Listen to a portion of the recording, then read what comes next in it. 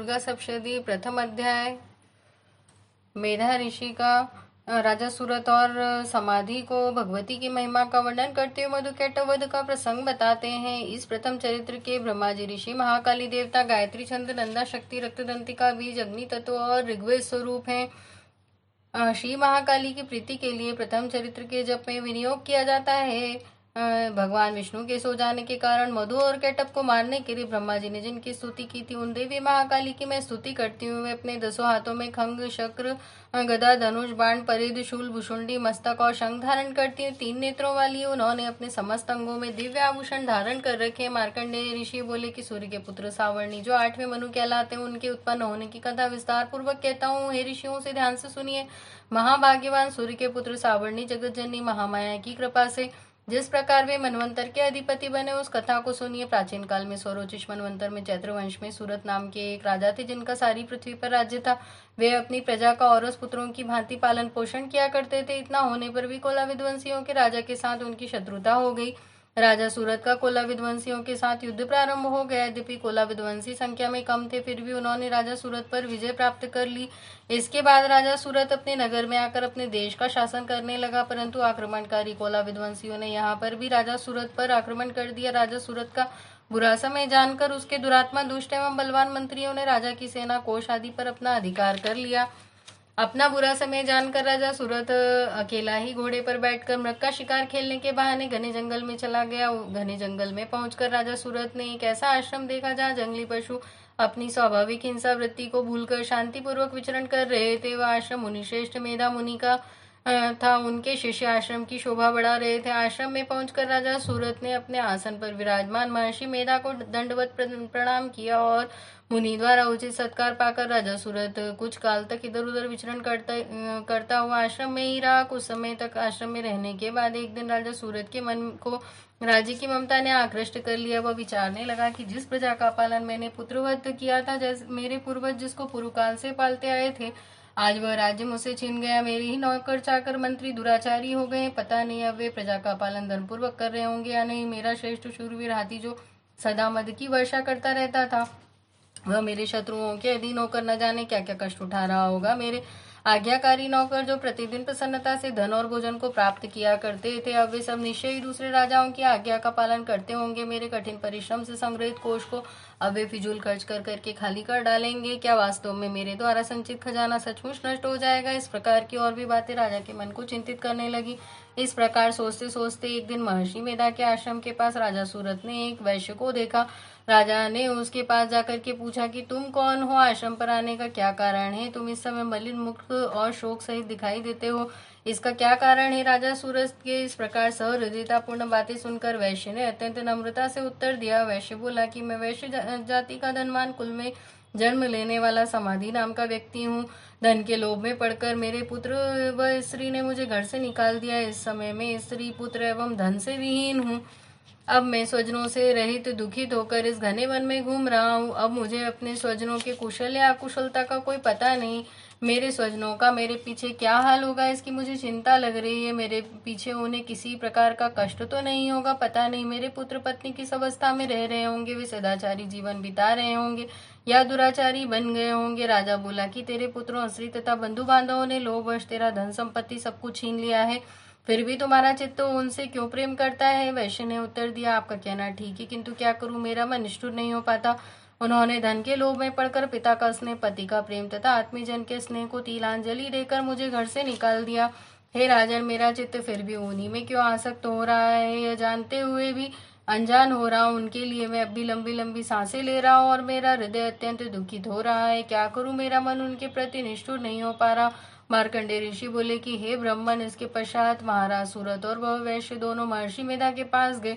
समाधि नाम के वैश्य और राजा सूरत महर्षि के साथ यथा योग्य न्याय अनुकूल विनयपूर्ण बर्ताव करके बैठे। तत्पश्चात वैश्य और राजा ने उनके साथ वार्तालाप आरंभ किया। राजा बोला कि भगवान, मैं आपसे एक बात पूछना चाहता हूँ, उसे बताइए। मेरा मन मेरे वश में नहीं है। यह बात मेरे मन को आंदोलित कर रही है। मेरा राज्य मेरे हाथों से निकल गया, फिर भी मेरी ममता राज्य के बारे में बनी हुई है। यह जानते हुए कि अब वह राज्य मेरा नहीं है, ज्ञानी की भांति मुझे उसके लिए दुख होता है। क्या है, इधर इस वैश्य को भी पुत्र स्त्री संबंधियों ने अपमानित करके घर से निकाल दिया है, यद्यपि इसे संबंधियों ने त्याग भी दिया है, फिर भी इसका मन उनमें ही क्यों रमा रहता है। इस प्रकार यह और मैं दोनों ही अत्यंत दुखित हैं। महाभाग, उन लोगों के अवगुणों को देखकर भी हम दोनों के मन में उनके लिए ममता जनित आकर्षण पैदा होता है। हमें इसका ज्ञान रहते हुए भी ऐसा क्यों है? अज्ञानी मनुष्यों की तरह हम दोनों में अमूर्ता क्यों है? महर्षि ऋषि बोले कि विषय मार्ग का ज्ञान सब जीवों को है, इसी प्रकार विषय भी सबके लिए अलग अलग है। कुछ प्राणी दिन में नहीं देखते, कुछ प्राणी रात में नहीं देखते, कुछ प्राणी ऐसे भी हैं जो दिन और रात में बराबर देखते हैं। यह सच है कि मनुष्य समझदार होते हैं, किंतु केवल वे ही ऐसे नहीं होते हैं। पशु पक्षी मृग आदि भी ज्ञान रखते हैं। जैसे ये पशु पक्षी ज्ञानी है, वैसे मनुष्यों का ज्ञान है। जिस प्रकार का ज्ञान मनुष्यों में है, वैसे इन पशु पक्षी मृग आदि में है। इसके अतिरिक्त दोनों में कई बातों में समानता है। ज्ञान के होने पर भी इन पक्षियों को देखो, ये अपने बच्चों की चोंचों में दाने डाला करते हैं। यद्यपि स्वयं भूख से पीड़ित भी हों तो भी बच्चों का मोह उनसे कार्य कराता है। भद्र पुरुषों, क्या इन पुरुषों को नहीं देखते जो प्रत्युपकार के लोभ के कारण पुत्रों की प्राप्ति की कामना करते हैं, लोभ के वशीभूत होकर उनका पालन पोषण भी करते हैं?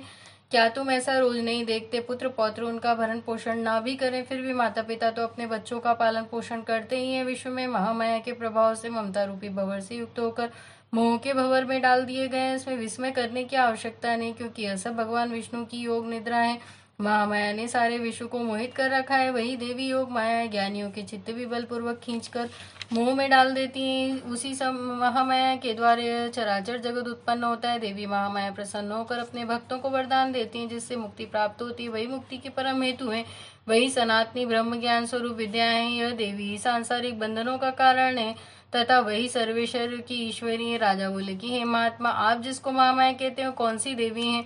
हे ब्राह्मण श्रेष्ठ, यह देवी किस प्रकार उत्पन्न हुई, उसका क्या कार्य है, उसका स्वभाव स्वरूप आदि के विषय में जानना चाहता हूँ। हे ब्रह्म ज्ञानियों में श्रेष्ठ, आप मुझे सभी वृत्तांत सुनाइए। ऋषि बोले कि हे राजन, वह देवी तो नित्य स्वरूपा है, जो उसके द्वारा यह संसार रचा गया है, फिर भी उसकी उत्पत्ति अनेक प्रकार से होती है। वह सब मैं आपको बताता हूँ। देवताओं का कार्य सिद्ध करने के लिए प्रकट होती हैं। उस समय जन्मा होते वे भी उत्पन्न हुई कहलाती हैं। संसार को जलमय करके जब भगवान विष्णु योग निद्रा का आश्रय लेकर शेषशय्या पर सो रहे थे, तब मधुकैटभ नाम के 2 प्रसिद्ध राक्षस उनके कानों के मैल से प्रकट हुए और ब्रह्मा जी को मारने दौड़े। प्रजापति ब्रह्मा जी विष्णु की नाभि कमल में जा छिपे। ब्रह्मा जी ने भगवान विष्णु को सोया हुआ देखकर हृदय को एकाग्र करके इसी योग निद्रा देवी की स्तुति की। यह स्तुति भगवान विष्णु को जगाने हेतु की गई थी। उस समय भगवान के नेत्रों में योग निद्रा देवी ने निवास कर रखा था। योग निद्रा देवी भगवान विष्णु की अतुल तेज वाली अनुपम शक्ति है। ब्रह्मा जी बोले कि हे महामाया, तुम ही स्वाहा हो, तुम ही स्वधा हो, तुम ही वष्टकार स्वर हो।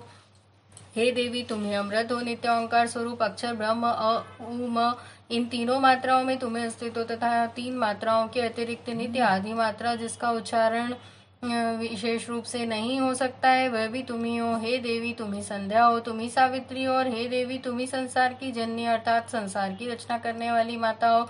जगत का पालन भी तुम ही करती हो, अंत में इसका संहार भी तुम ही करती हो। हे मातेश्वरी, सृष्टि को रचते हुए तुम सृष्टि रूपा हो, पालते समय तुम स्तुति रूपा हो, कल्पांत में जब इस संसार का प्रलय करती हो तो सरती रूपा भी तुम ही हो। तुम ही महाविद्या, महामाया, महामेधा, महास्मृति, महारात्रि और मोहरात्रि हो। हे देवी, आप ही महामोहा, महादेवी और महासुरी हो। हे मातेश्वरी, तुम्ही समस्त चराचर के तीनों गुण की उत्पन्न करता प्रकृति स्वरूप हो। हे देवी, तुम्ही कालरात्रि, महारात्रि तथा दारुण मोहरात्रि हो। श्री भी तुम ही हो, ईश्वरी भी तुम ही हो, तुम ही बोध कराने वाली लक्षण बुद्धि भी तुम ही हो।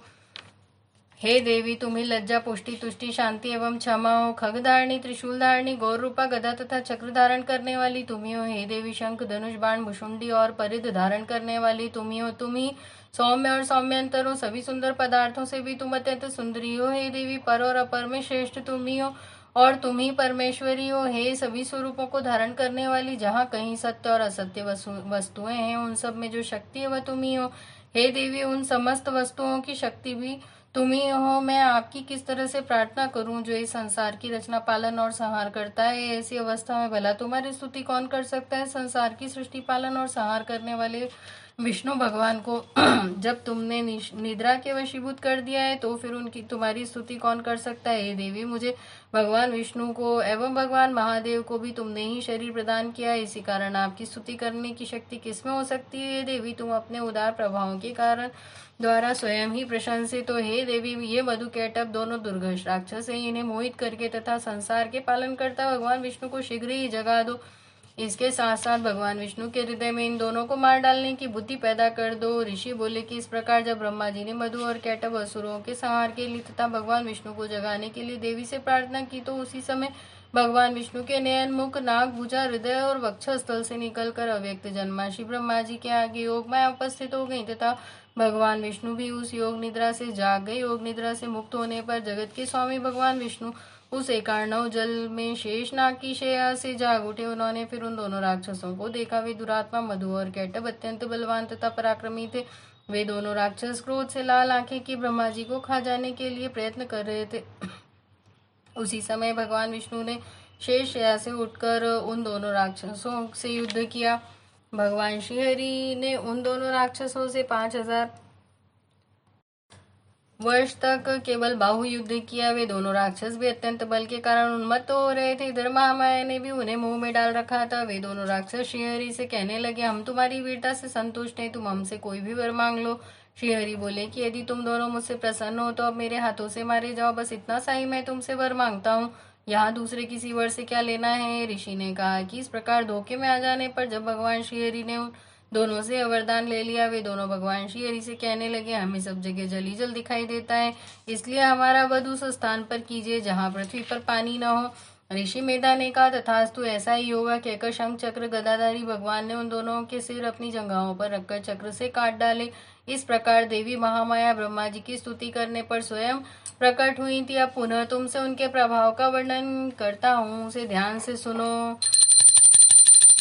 द्वितीय अध्याय प्रारंभ। देवताओं के तेज से देवी का प्रादुर्भाव और महिषासुर की सेना का वध। ओम मध्यम चरित्र के विष्णु ऋषि, महालक्ष्मी देवता, औष्णिक छंद, शाकंभरी शक्ति, दुर्गा बीज, वायु तत्व और यजुर्वेद स्वरूप है। श्री महालक्ष्मी की प्रसन्नता के लिए मध्यम चरित्र के पाठ में इसका विनियोग है। ओम, मैं कमल के आसन पर विराजमान प्रसन्न मुख वाली महिषासुर मर्दनी भगवती महालक्ष्मी का भजन करती हूँ, जिन्होंने अपने हाथों में अक्षमाला, फरसा, गदा, धनुष, बाण, वज्र, पद्म, कुंडिका, दंड, शक्ति, खंग, ढाल, शंख, घंटा, मधुपात्र, शूलपाश और चक्र धारण कर रखे हैं। ऋषि बोले कि प्राचीन समय में देवता और राक्षसों में पूरे 100 साल तक युद्ध चलता रहा। उस समय राक्षसों के स्वामी महिषासुर और देवताओं के स्वामी इंद्र थे। इस युद्ध में देवताओं की सेना महाबली राक्षसों से पराजित हो गई। समस्त देवताओं पर विजय प्राप्त कर महिषासुर इंद्र बन बैठा। पराजित होने पर देवता ब्रह्मा जी को आगे करके भगवान विष्णु और भगवान शंकर की शरण में चले गए।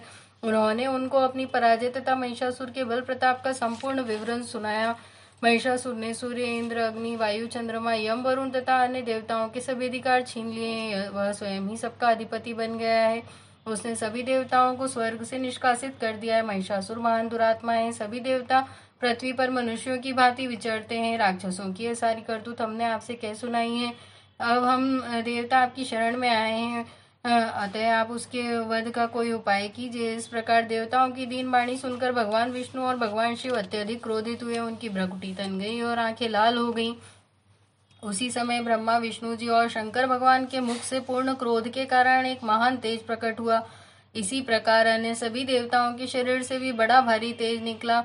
वह सब तेज मिलकर एकाकार हो गया। महान तेज का एक पुंज जाज्वल्यमान पर्वत सा जान पड़ा। देवताओं ने देखा उसकी ज्वालाएं संपूर्ण दिशाओं में व्याप्त हो रही हैं। वह तेज पुंज सभी देवताओं के शरीर से प्रकट होने के कारण उसकी तुलना किसी से नहीं की जा सकती थी।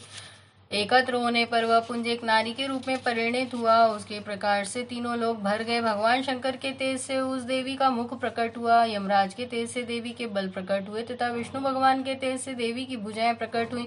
चंद्रमा के तेज से देवी के दोनों स्तन, इंद्र के तेज से उसका कटी प्रदेश, वरुण के तेज से जंगा और उरुस्थल, पृथ्वी के तेज से नितंबों का निर्माण हुआ। ब्रह्मा के तेज से दोनों चरणों का, सूर्य के तेज से चरणों की उंगलियों का, वसुओं के तेज से हाथों की उंगलियों का, कुबेर के तेज से नासिका का निर्माण हुआ।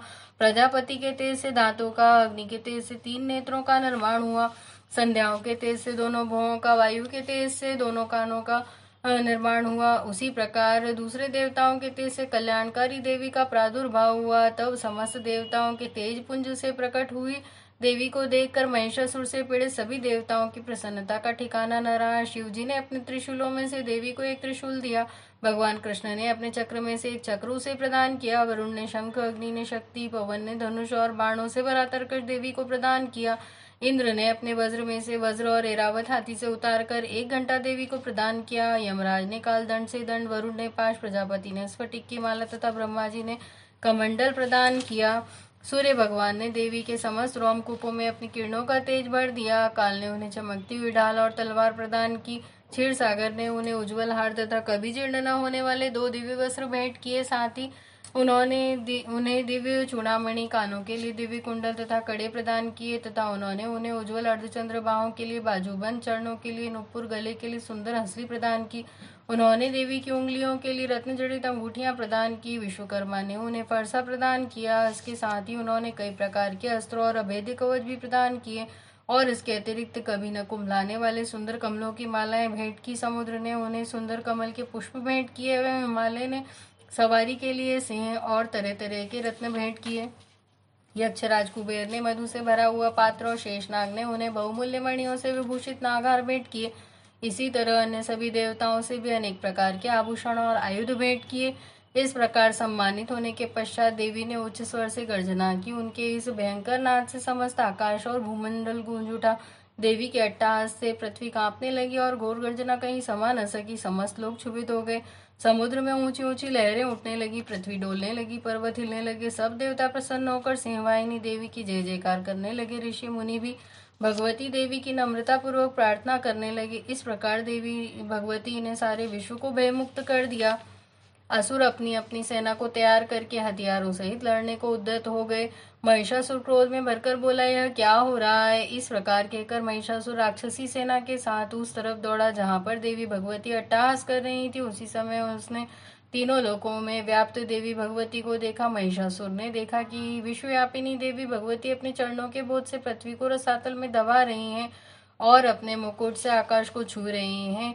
उनके धनुष की टंकार से सारा पाताल लोक कंपायमान हो रहा है। महिषासुर ने देखा कि देवी भगवती अपने सहस्रों भुजाओं को संपूर्ण दिशाओं में फैलाए खड़ी थी।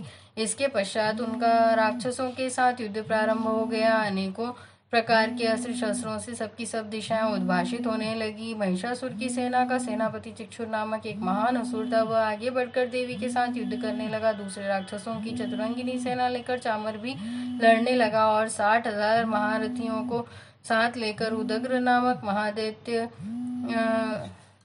आकर युद्ध करने लगा। महाहनु नामक असुर 1 करोड़ रथियों को लेकर, असिलोमा नामक असुर 5 करोड़ सैनिकों को लेकर युद्ध करने लगा। वाशकल नामक राक्षस 60 लाख राक्षसों को साथ लेकर युद्ध में आ डटा। उसके पास हजारों हाथी घोड़ों की अनेक प्रकार की सेना थी। वृत्त नामक राक्षस भी 1 करोड़ रथी सेना लेकर युद्ध के मैदान में आ डटा। विडालक्ष राक्षस 1.5 करोड़ सेना लेकर भगवती देवी से युद्ध करने लगा। अन्य राक्षस भी अपनी सेना, रथ, घोड़े, हाथी लेकर देवी भगवती से युद्ध करने लगे। महिषासुर भी देवी भगवती के साथ युद्ध करने के लिए करोड़ों रथ, हाथी तथा घोड़ों की सेना लेकर युद्ध के मैदान में लड़ने लगा।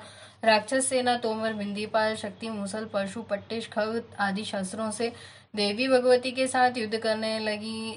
कुछ राक्षसों ने देवी भगवती पर शक्तियां और पाश फेंके। बहुत से राक्षसों ने देवी भगवती को मारने हेतु उन पर तलवार से आक्रमण किया तो चंडी देवी ने राक्षसों द्वारा अपने ऊपर प्रहार किए गए अस्त्र शस्त्रों को अपने शस्त्रों से साधारण से बच्चों के खेल के समान नष्ट कर डाला।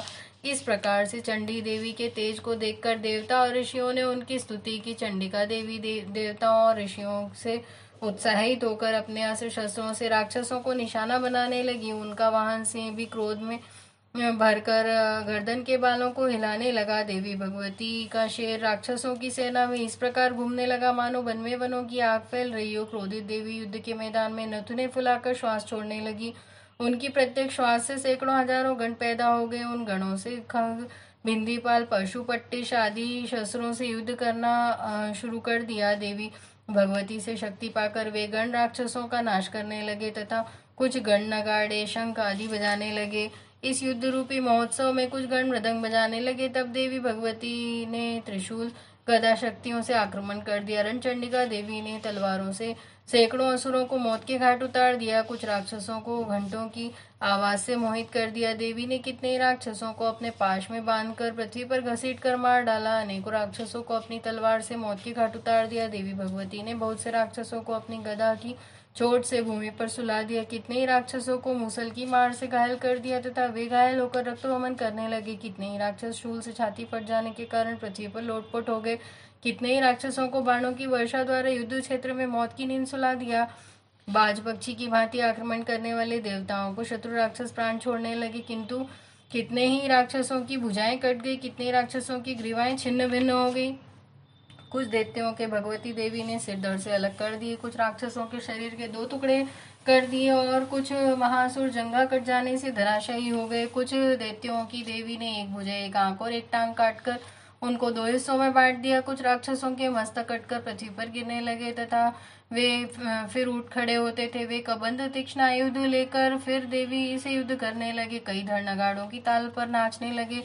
राक्षसों के सिर विहीन धड़ हाथों में तलवार, शक्तियां और रिष्टि आदि शस्त्र लेकर घूम रहे थे। कई असुर देवी को ठहर जा कहकर ललकार रहे थे। युद्ध का मैदान रथी, हाथी, घोड़े एवं असुरों की लाशों से पट रहा था। वहां पर आना जाना कठिन था। युद्ध के मैदान में असुरों के शरीर से इतना रक्त बह रहा था, ऐसा लगता था मानो रक्त की नदी बह रही हो। देवी चंडिका ने उस असुर सेना को इस प्रकार संहार कर दिया मानो तृण और लकड़ी के ढेर को अग्नि ने जला डाला हो। देवी के वाहन से ने भयंकर आवाज करते हुए तथा अपने गर्दन के बालों को हिलाते हुए घूम रहा था, जो ऐसा ज्ञात हुआ कि वह शत्रुओं को ढूंढ रहा हो। रणचंडिका देवी के गणों ने उन राक्षसों के साथ ऐसा युद्ध किया कि देवता प्रसन्न होकर आकाश से फूलों की वर्षा करने लगे।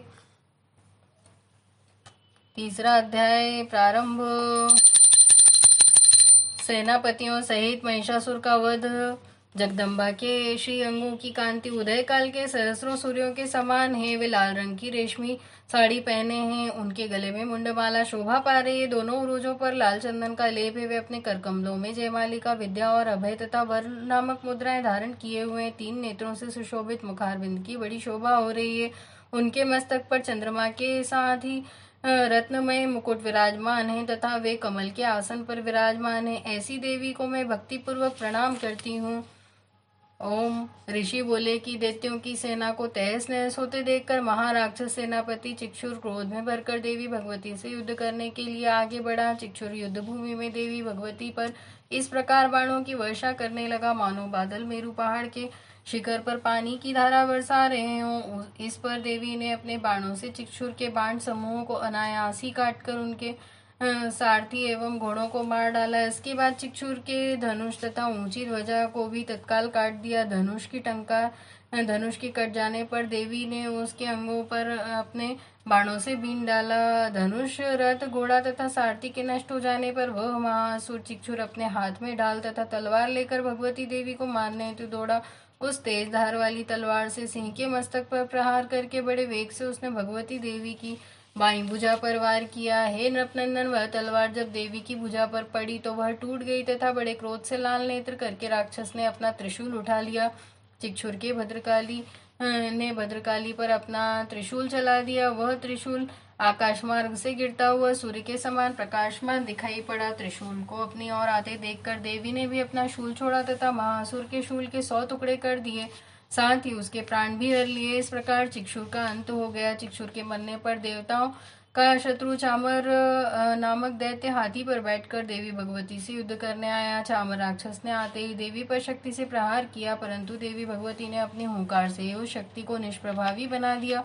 शक्ति के इस प्रकार निष्प्रभावी होते देखकर चामकर महाराक्षस ने अत्यंत क्रोधित होकर अपना त्रिशूल देवी दुर्गा पर चलाया। देवी दुर्गा ने उस त्रिशूल को अपने बाणों से टुकड़े टुकड़े कर डाला। इसके पश्चात देवी दुर्गा का वाहन सिंह उछलकर हाथी पर बैठ गया और चामर से मल्ल युद्ध करने लगा। देवी का सिंह और चामर राक्षस लड़ते हुए हाथी पर से पृथ्वी पर आ गिरे तथा दोनों बड़े क्रोध से लड़ने लगे।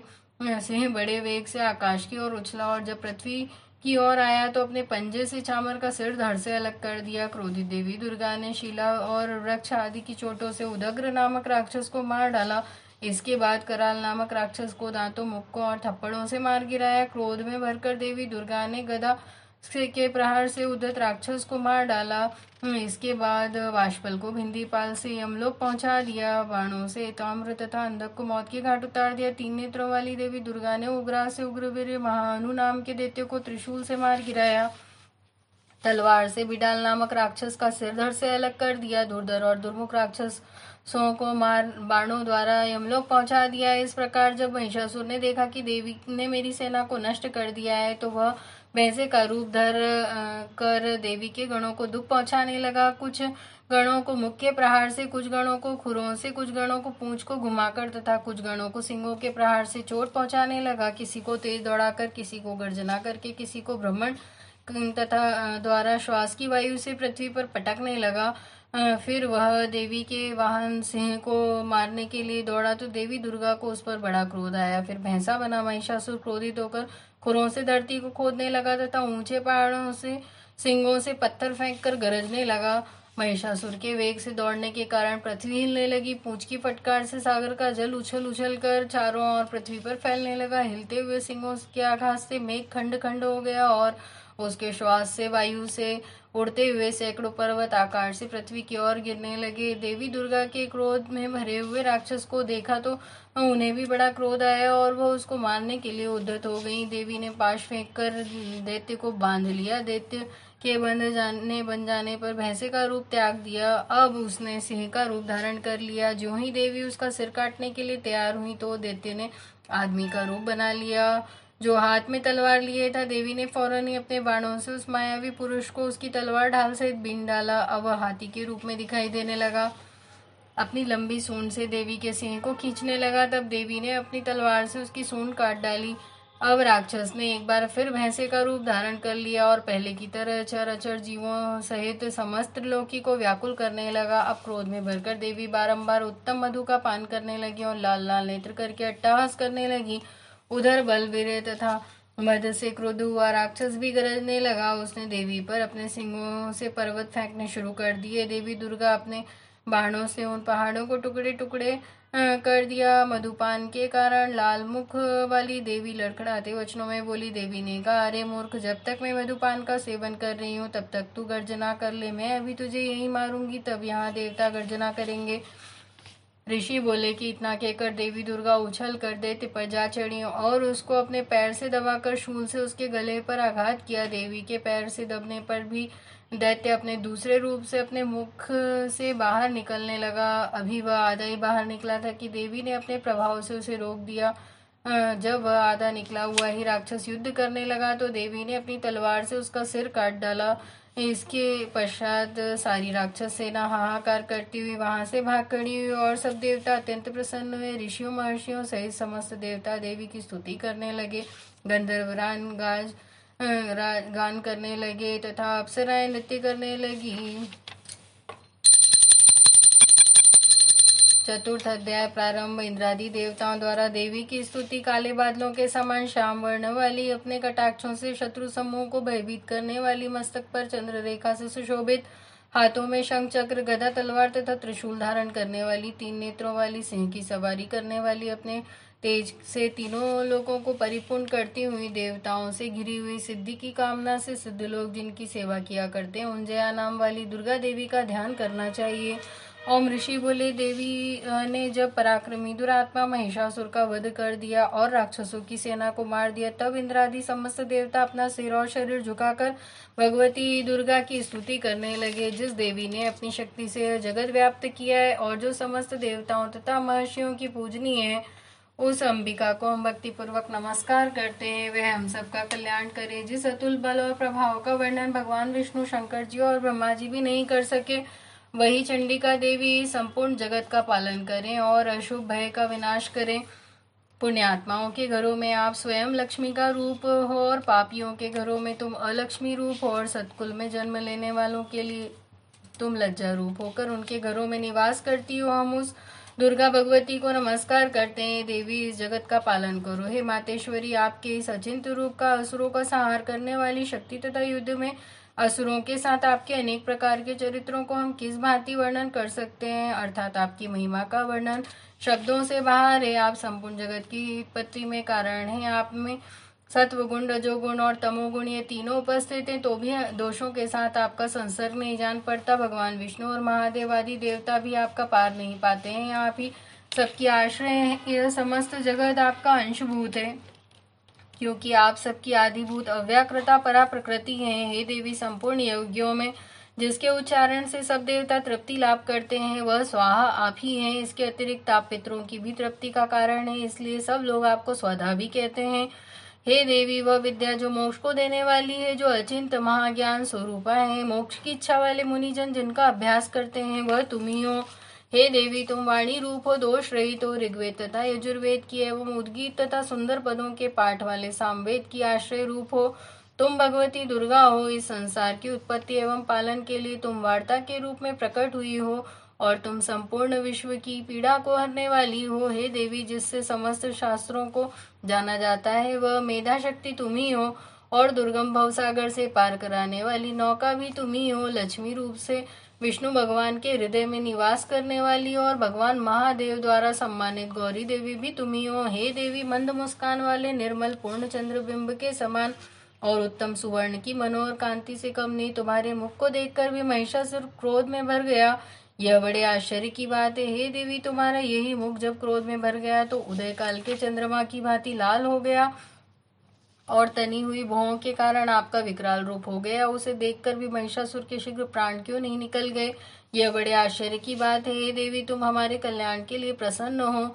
आपके प्रसन्न होने से इस विश्व का अभ्युदय होता है और जब आप क्रुद्ध हो जाती है तो कितने ही कुलों का सर्वनाश हो जाता है। यह हमें अभी विज्ञात हुआ जब तुमने महिषासुर की विशाल सेना को देखते ही देखते मार गिराया है। हे देवी, आप उन्नति की देने वाली हैं। आप जिस पर प्रसन्न होती हैं वे सभी देशों में मान सम्मान पाते हैं, उन्हें ही धन और यश मिलता है। वे अपने धर्म का भी पालन करते हैं, वे ही रक्षित रहते हैं। वे अपनी पत्नी और बच्चों तथा संबंधियों के साथ प्रसन्न रहते हैं। हे देवी, आपकी कृपा से अत्यंत आदृत पुण्यात्मा पुरुष अपने धर्म संबंधी कार्य प्रतिदिन निष्पादित करते हैं। आपकी कृपा से ही उन्हें स्वर्ग लाभ होता है। इसी कारण आप तीनों लोकों में फल देने वाली हो।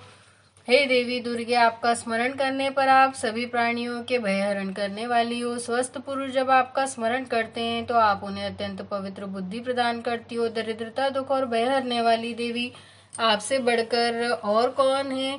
आप ही सब पर उपकार करने वाली तथा सर्वदा दयामयी हो। हे देवी, उन असुरों का विनाश करने से संसार में सुख और शांति हो और ये राक्षस नरक में रहने के निमित्त भले पाप करते हो परंतु युद्ध में मरकर इनको स्वर्ग मिले यह सोचकर ही आप इन राक्षसों का संहार करती हो। हे देवी, संपूर्ण राक्षस आपके केवल देखने मात्र से ही भस्म हो सकते थे, फिर आपने अस्त्र शस्त्रों से इनका विनाश किया। इसका कारण यह था कि शस्त्र के प्रहार से राक्षसों को भी स्वर्ग प्राप्त हो जाए। इस प्रकार शत्रुओं के लिए भी आपके विचार कितने उत्तम हैं। हे देवी, आपकी तलवार से उग्र प्रभा पुंज और त्रिशूल की चमक से उन राक्षसों की आंखें फूट जानी चाहिए थी, परंतु इसका भी एक प्रमुख कारण यह था कि चंद्रमा की किरण के सदृश आपका शीतल मुख उन्होंने देख लिया था। हे देवी, आपका शील स्वभाव दुराचारियों के दुष्ट स्वभाव को निवृत्त करने वाला है। आपका रूप अचिंत्य है, उसकी तुलना किसी से नहीं की जा सकती। आपका पराक्रम तो देवताओं के पराक्रम को नष्ट करने वाले राक्षसों के पराक्रम को नष्ट करने वाला है। इस प्रकार आप शत्रुओं पर भी दया करती रहती हो। हे देवी, आपके इस पराक्रम की बराबरी किसी से नहीं की जा सकती है। शत्रुओं को भयभीत करने वाला आपका पराक्रम और सुंदर स्वभाव और किसी में नहीं है। हृदय में ममता मई दया और युद्ध क्षेत्र में कठोरता तीनों लोकों में आप में ही दिखाई देती है। हे देवी, युद्ध क्षेत्र में शत्रुओं को मारकर तुमने उन्हें स्वर्ग लोक में स्थान प्रदान किया है। इस तरह आपने तीनों लोकों की रक्षा की है तथा उन उन्मत्त राक्षसों से जो हमें भय था उसको भी दूर किया है। आपको हमारा नमस्कार है। हे देवी, त्रिशूल से हमारी रक्षा करो। हे अंबिके, तलवार से हमारी रक्षा करो तथा घंटे की ध्वनि और धनुष की टंकार से हमारी रक्षा करो। हे दुर्गा देवी, चारों दिशाओं पूर्व पश्चिम उत्तर और दक्षिण में अपने त्रिशूल को घुमाकर हम सबकी रक्षा करो। हे माता, तीनों लोकों में जो आपके सौम्य रूप हैं तथा असौम्य रूप है उनसे हमारी रक्षा करो तथा इस पृथ्वी की भी रक्षा करो। हे अंबिके, आपके हाथों में जो खंग, शूल और गदा आदि शस्त्र शोभायमान है उनके द्वारा हमारी रक्षा करो।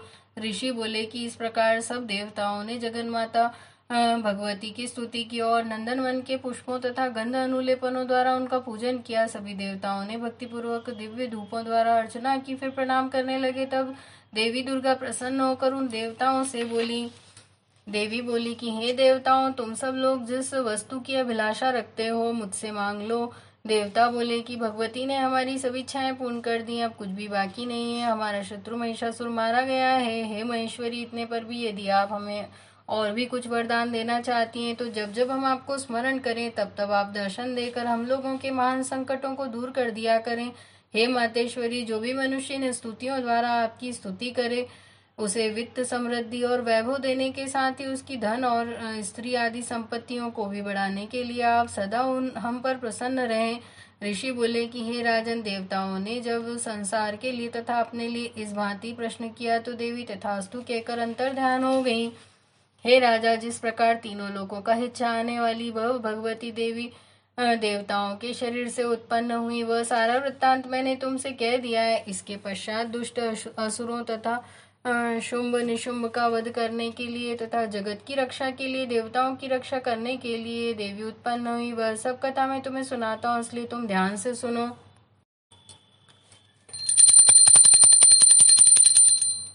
5वां अध्याय। देवताओं द्वारा देवी की स्तुति। चंडमुंड के मुख से अंबिका के रूप में प्रशंसा सुनकर शुंभ का उनके पास दूध भेजना और दूध का निराश लौटना।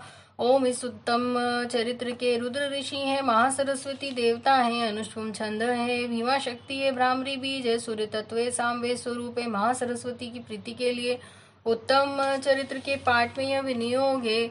ओम जिनके हाथों में घंटा, शूल, हल, शंख, मूसल, चक्र, धनुष, बाण शोभित है, जिनकी कांति शरद ऋतु के चंद्रमा के समान है, जो गोरी देह से उत्पन्न हुई है, तीनों जगत का आधार रूप है, शुंभ आदि राक्षसों का जिन्होंने विनाश किया है, उन महासरस्वती देवी की मैं स्तुति करती हूँ। ओम ऋषि बोले कि प्राचीन काल में शुंभ निशुंभ नामक दोनों राक्षसों ने बल के मद में भरकर इंद्र का त्रिलोकी का राज्य और यज्ञों का भाग छीन लिया था। तत्पश्चात उन्हीं दोनों ने सूर्य, चंद्रमा, कुबेर, यम और वरुण के अधिकार भी छीन लिए थे। उन दोनों ने वायु और अग्नि के अधिकार भी छीनकर देवताओं को उनके राज्य से निकाल दिया। इस प्रकार देवतागण दोनों राक्षसों से पराजित होकर तथा स्वर्ग से निष्कासित हो जाने पर अपराजिता देवी भगवती का स्मरण करने लगे।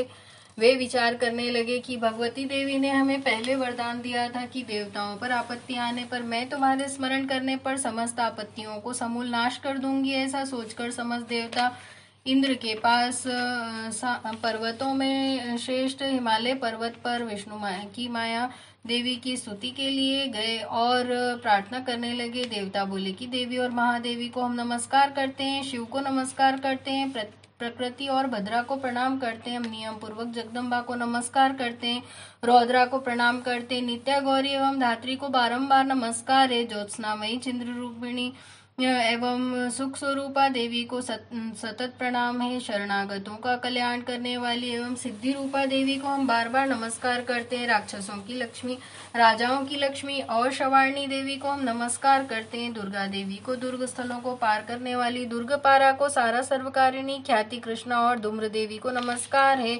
अत्यंत सौम्य तथा अत्यंत रौद्र रूपा को हम नमस्कार करते हैं, उन्हें हमारा बार बार प्रणाम है, जगत की आधारभूत कृति देवी को बारंबार नमस्कार है, जिस देवी को प्राणी मात्र विष्णु माया कहते हैं उनको नमस्कार है, उनको नमस्कार है, उनको नमस्कार है, जो देवी समस्त प्राणियों में चेतना कहलाती हैं उनको नमस्कार है, उनको नमस्कार है, उनको नमस्कार है, जो देवी संपूर्ण प्राणियों में बुद्धि रूप से स्थित है उनको नमस्कार है, उनको नमस्कार है, उनको नमस्कार है, जो देवी सब प्राणियों में निद्रा रूप से विराजमान है उनको नमस्कार है, उनको नमस्कार है, उनको नमस्कार है, जो देवी सब प्राणियों में क्षुधा रूप से विराजमान है उनको नमस्कार है, उनको नमस्कार है, उनको नमस्कार है, जो देवी संपूर्ण प्राणियों में छाया रूप से विराजित है उनको नमस्कार है, उनको नमस्कार है, उनको बार बार नमस्कार है, जो देवी सब प्राणियों में शक्ति रूप से स्थित है उनको नमस्कार है, उनको नमस्कार है, उनको नमस्कार है, जो देवी संपूर्ण प्राणियों में तृष्णा रूप से स्थित है उनको नमस्कार है, उनको नमस्कार है, उनको नमस्कार है, जो देवी सब प्राणियों में क्षमा रूप से स्थित है उनको नमस्कार है, उनको नमस्कार है, उनको नमस्कार है, जो देवी सब प्राणियों में जाति रूप से स्थित है उनको नमस्कार है, उनको नमस्कार है, उनको नमस्कार है, जो देवी सब प्राणियों में लज्जा रूप से स्थित है उनको नमस्कार है, उनको नमस्कार है, उनको नमस्कार है, जो देवी सब प्राणियों में शांति रूप से स्थित है उनको नमस्कार है, उनको नमस्कार है, उनको नमस्कार है, जो देवी सब प्राणियों में श्रद्धा रूप से स्थित है उनको नमस्कार है, उनको नमस्कार है, उनको नमस्कार है। जो देवी सब प्राणियों में कांति रूप से स्थित है उनको नमस्कार है, उनको नमस्कार है, उनको नमस्कार है। जो देवी सब प्राणियों में लक्ष्मी रूप से स्थित है उनको नमस्कार है, उनको नमस्कार है, उनको नमस्कार है। जो देवी समस्त प्राणियों में वृत्ति रूप से स्थित है उनको नमस्कार है, उनको नमस्कार है, उनको नमस्कार है। जो देवी समस्त प्राणियों में स्मृति रूप से विराजमान है उनको नमस्कार है, उनको नमस्कार है, उनको बार बार नमस्कार है। जो देवी समस्त जीवों में दया रूप से स्थित है उनको नमस्कार है, उनको नमस्कार है, उनको बार बार नमस्कार है। जो देवी सब प्राणियों में तुष्टि रूप से स्थित है उनको नमस्कार है, उनको नमस्कार है, उनको बार बार नमस्कार है। जो समस्त जीवों में मातृ रूप से स्थित है उनको नमस्कार है, उनको नमस्कार है, उनको बार बार नमस्कार है। जो देवी सब जीवों में भ्रांति रूप से स्थित है उनको नमस्कार है, उनको नमस्कार है, उनको बार बार नमस्कार है। जो देवी सभी प्राणियों की इंद्रियों के अधिष्ठात्री हैं और उसी प्रकार सब में व्याप्त है उस देवी को बार बार नमस्कार है। जो देवी चैतन्य रूप से इस संपूर्ण संसार को व्याप्त करके स्थित है उनको नमस्कार है, उनको नमस्कार है, उनको बार बार नमस्कार है।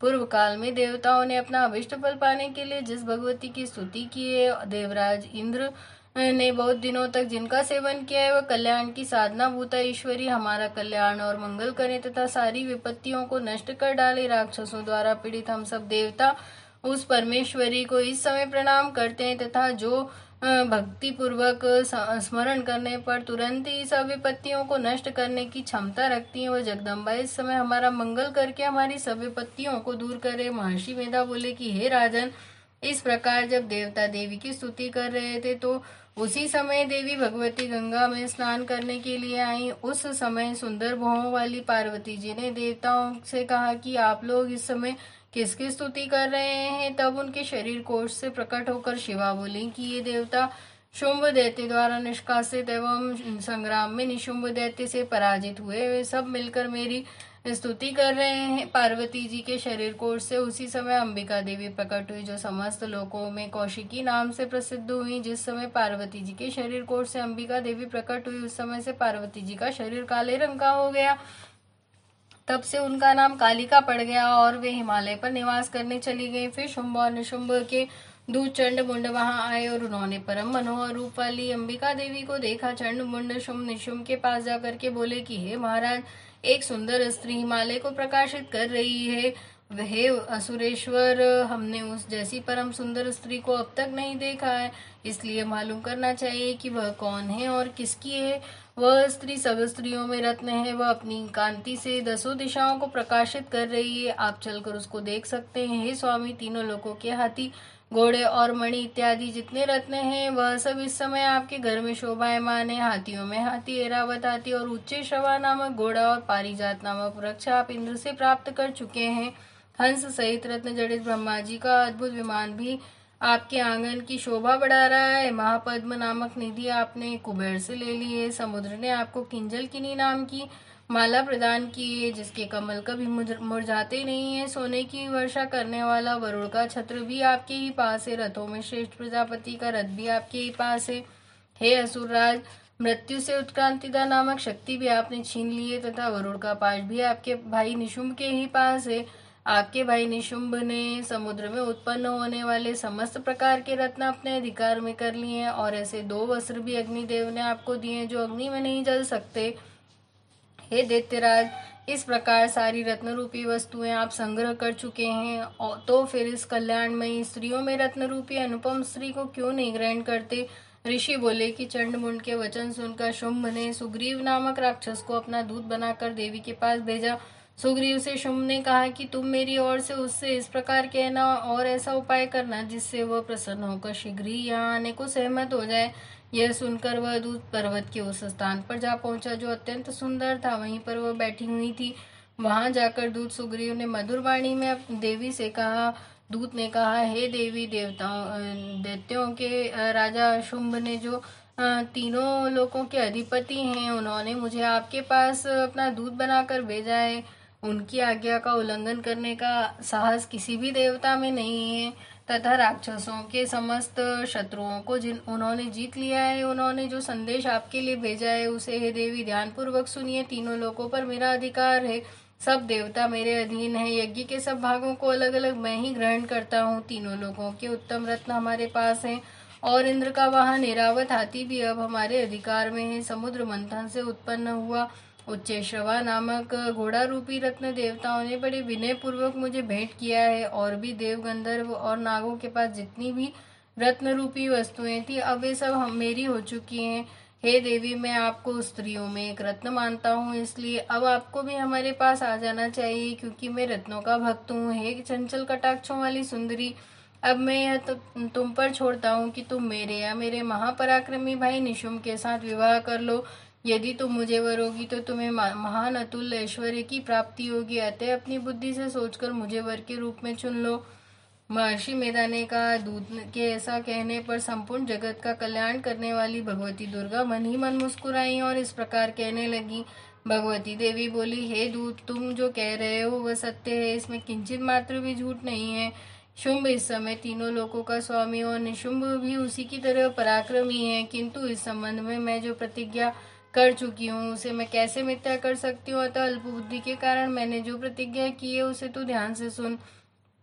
जो मुझे युद्ध में हरा देगा और मेरे अभिमान को खंडित करेगा तथा बल में मेरे समान होगा, वही मेरा पति होगा। इसलिए शुंभ और महापराक्रमी निशुंभ यहाँ आए और युद्ध में मुझे हराकर मुझसे विवाह कर लें। इसमें भला देर की क्या आवश्यकता है। दूत बोला कि हे देवी, आप अभिमान में भरी हुई हो, मेरे सम्मुख तो तुम ऐसी बातें ना करो। इस त्रिलोकी में मुझे तो कोई ऐसा दिखाई नहीं देता जो शुंभ और निशुंभ के सामने ठहर सके। हे देवी, जब अन्य देवताओं में से कोई शुंभ निशुंभ के सामने युद्ध में नहीं ठहर सकता, तो फिर तुम जैसी कमनीय स्त्री उसके सामने रणभूमि में कैसे ठहर सकोगी। जब इंद्रादि देवता शुंभ आदि असुरों के सामने नहीं ठहर सकते, फिर तुम अकेली स्त्री उसके सामने कैसे ठहर सकोगी। तुम मेरे कहने से शुंभ निशुंभ के पास चली जाओ, ऐसा करने से तुम्हारे गौरव की रक्षा होगी। अन्यथा जब वे तुम्हें केश से पकड़कर घसीटते हुए ले जाएंगे तो तुम्हारा गौरव नष्ट हो जाएगा। देवी बोली, जो कुछ तुमने कहा ठीक है। शुंभ निशुंभ बड़े बलवान हैं, लेकिन मैं क्या कर सकती हूँ, क्योंकि अल्प बुद्धिवश मैं प्रतिज्ञा कर चुकी हूँ। इसलिए तुम जाओ और मैंने जो कुछ कहा है वह सब आदर पूर्वक असुरराज से कह दो। इसके पश्चात वह जो भी उचित समझे करें। छठा अध्याय, धूम्रलोचन का वध। ओम, मैं सर्वगेश्वर भैरव के अंक में निवास करने वाली परमोत्कृष्ट पद्मावती देवी का चिंतन करती हूँ। वे नागराज के आसन पर बैठी हैं। नागों के फणों में सुशोभित होने वाली मणियों की विशाल माला से उनकी देहलता उद्भासित हो रही है। सूर्य के समान उनका तेज है। 3 नेत्र उनकी शोभा बढ़ा रहे हैं। वे हाथों में माला, कुंभ, कपाल और कमल लिए हुए हैं तथा उनके मस्तक पर अर्धचंद्र का मुकुट सुशोभित है। ओम ऋषि कहते हैं, देवी की बात सुनकर दूत क्रोध में भरा हुआ असुरराज शुंभ के पास पहुंचा और संपूर्ण बात विस्तार पूर्वक बता दी। दूत की बात सुनकर शुंभ के क्रोध का पारावार न रहा और दैत्य सेनापति धूम्रलोचन से बोला कि हे धूम्रलोचन, तुम शीघ्र अपनी सेना सहित वहां जाओ और उस दुष्टा को केशों से पकड़कर घसीटते हुए यहाँ ले आओ। यदि उसकी रक्षा करने के लिए कोई देवता, यक्ष या गंधर्व आए तो उसे भी मार डालना। ऋषि मेधा बोले, आज्ञा पाते ही धूम्रलोचन दैत्य 60,000 असुरों की सेना लेकर शीघ्र प्रस्थान कर गया। वहां पहुंचकर उसने हिमालय पर्वत पर विराजमान देवी को देखा और ऊंची आवाज में बोला कि अरे, तू अभी शुंभ निशुंभ के पास चल। यदि प्रसन्नता पूर्वक मेरे स्वामी के पास नहीं चलोगी तो स्मरण रखो कि मैं तुम्हें केशों से पकड़कर घसीटता हुआ बलपूर्वक ले जाऊंगा। देवी बोली कि दैत्यराज शुंभ ने तुम्हें सेना लेकर मुझे बलपूर्वक लाने के लिए भेजा है। यदि तू मुझे बलपूर्वक ले जाएगा तो मैं तेरा क्या कर सकती हूँ। महर्षि मेधा ने कहा। ऐसा कहने पर धूम्रलोचन देवी जगदम्बा की ओर झपटा, किंतु देवी ने अपने हुंकार से ही धूम्रलोचन को भस्म कर डाला। यह देखकर असुर सेना क्रुद्ध होकर अंबिका देवी की तरफ लपकी, परंतु देवी ने उन पर तीखे बाणों, शक्तियों तथा फरसों की वर्षा आरंभ कर दी। इधर देवी दुर्गा का वाहन सिंह भी कुपित होकर भयंकर आवाज करता हुआ अपने बालों को फटकारता हुआ असुरों की सेना पर उछल पड़ा। उसने कई असुर को अपने पंजों से, कई अपने जबड़ों से, कई को धरती पर पटक कर अपनी दाढ़ों से घायल करके मार डाला। उस सिंह ने अपने नखों से कितने ही असुरों के पेट फाड़ डाले तथा थप्पड़ के प्रहार से कितने ही असुरों के सिर धड़ से अलग कर दी। कितनों की भुजाएं तथा मस्तक काट डाले तथा अपनी गर्दन के बाल हिलाते हुए उसने अन्य दैत्यों के पेट फाड़कर उनका रक्त चूसने लगा। अत्यंत क्रोध में भरे हुए देवी के वाहन उस महाबली सिंह ने क्षण भर में ही राक्षसों की सारी सेना का संहार कर डाला। शुंभ ने जब सुना कि देवी भगवती ने धूम्रलोचन असुर को मार डाला है तथा उसके सिंह ने सारी सेना का सफाया कर डाला है, तब उस दैत्यराज को बड़ा क्रोध हुआ। उसका ओंठ कांपने लगा। उसने चंड और मुंड नामक दो महादैत्यों को आज्ञा दी, हे चंड, हे मुंड, तुम बहुत बड़ी सेना लेकर जाओ और उस स्त्री को पकड़ कर ले आओ, उसे बालों से खींचकर तथा बांध कर ले आओ। यदि युद्ध करना पड़े तो सभी प्रकार के अस्त्र शस्त्रों से सारे असुर मिलकर के युद्ध करो और उसे मार डालो। उस दुष्टा की हत्या होने तथा सिंह के भी मारे जाने पर उस अंबिका को बांधकर साथ लेकर शीघ्र लौट आओ। जय मां भगवती। 7वां अध्याय चंड और मुंड का वध। हे, मैं मातंगी देवी का ध्यान करती हूँ। वे रत्न जड़ित सिंहासन पर बैठी तोते को पढ़ते हुए उनके मधुर शब्द सुन रही हैं। उनके शरीर का वर्ण श्याम है। वे अपना एक पांव कमल पर रखे हुए हैं और मस्तक पर अर्धचंद्र धारण करती हैं तथा कलहार पुष्पों की माला पहनकर वीणा बजाती हैं तथा चोली और लाल रंग की साड़ी पहन रखी है। वे हाथ में शंख में पात्र लिए हुए हैं। उनके शरीर पर मधु का हल्का हल्का प्रभाव जान पड़ता है और ललाट में बिंदी शोभायमान हो रही है। ओम ऋषि बोले, दैत्यराज की आज्ञा पाकर चंड और मुंड चतुरंगिनी सेना को साथ लेकर हथियार उठाए हुए देवी दुर्गा से लड़ने के लिए चल दिए। हिमालय पर्वत पर पहुंचकर उन्होंने मुस्कुराती हुई देवी जो अपने वाहन सिंह पर बैठी हुई थी को देखा। इस प्रकार देखकर वे उसे पकड़ने का प्रयत्न करने लगे। किसी ने धनुष डाल लिया, किसी ने तलवार उठा ली तथा देवी के समीप पहुंच गए। तब अंबिका देवी को उन पर बड़ा क्रोध आया। हमारे क्रोध के उनका मुख काला पड़ गया। देवी की भ्रुकुटियां चढ़ गईं और उनके ललाट से भयंकर तथा अत्यंत विस्तृत मुख वाली लाल लाल आंखों वाली काली प्रकट हुई तथा वह अपने हाथों में तलवार तथा पाश लिए हुए थी। वह विचित्र खग धारण किए हुए थी, चीते की चर्म की साड़ी तथा नरमुंडों की माला पहने हुए थी। उनका भयानक शुष्क शरीर केवल हड्डियों का ढांचा था, जिससे वह अत्यंत भयंकर जान पड़ती थी। उनका मुख बहुत विशाल था। जीभ लपलपाने के कारण वे और भी डरावनी लग रही थी। उनकी आंखें भीतर की ओर धसी हुई और सुर्ख हो रही थी। वे अपनी भयंकर गर्जना से संपूर्ण दिशाओं को गुंजा रही थी। बड़े बड़े दैत्यों का वध करती हुई वे कालिका देवी बड़े वेग से दैत्यों की विशाल सेना पर टूट पड़ी और उनका भक्षण करने लगी। वह पार्श्व रक्षकों, अंकुशधारी महावतों, हाथियों पर सवार योद्धाओं और घंटा सहित हाथियों को एक हाथ से पकड़ पकड़ कर अपने मुख में डाल रही थी। इसी प्रकार वह घोड़ों, रथों, सारथियों व रथों में बैठे हुए सैनिकों को मुख में डाल कर भयानक रूप से चबा रही थी। किसी के केश पकड़कर, किसी की गर्दन पकड़कर, किसी को पैरों से दबाकर और किसी को छाती से मसलकर मार रही थी। वह दैत्यों द्वारा छोड़े हुए बड़े बड़े अस्त्र शस्त्रों को मुंह में पकड़कर और क्रोध में भरकर उनको दांतों से पीस रही थी। काली ने बलवान तथा दुरात्मा दैत्यों की वह सारी सेना को रौंद डाली, खा डाली और कितनों को मार गिराया। देवी काली ने कुछ को तलवार से मौत के घाट उतार दिया, कुछ को खटवांग से पीट दिया और कुछ को तलवार से चबा डाला। इस प्रकार देवी ने क्षण भर में संपूर्ण दैत्य सेना को नष्ट कर दिया। यह देखकर महापराक्रमी चंड काली की ओर लपका। उस महासु चंड ने देवी के ऊपर महाभयंकर बाणों की वर्षा करके तथा मुंड ने हजारों चक्र फेंक कर भयंकर नेत्र वाली देवी को ढक दिया। चंड मुंड द्वारा फेंके अनेकों चक्र देवी के मुख में समाते हुए ऐसे जान पड़े मानो सूर्य के बहुत से मंडल बादलों के उदर में प्रवेश कर रहे हों।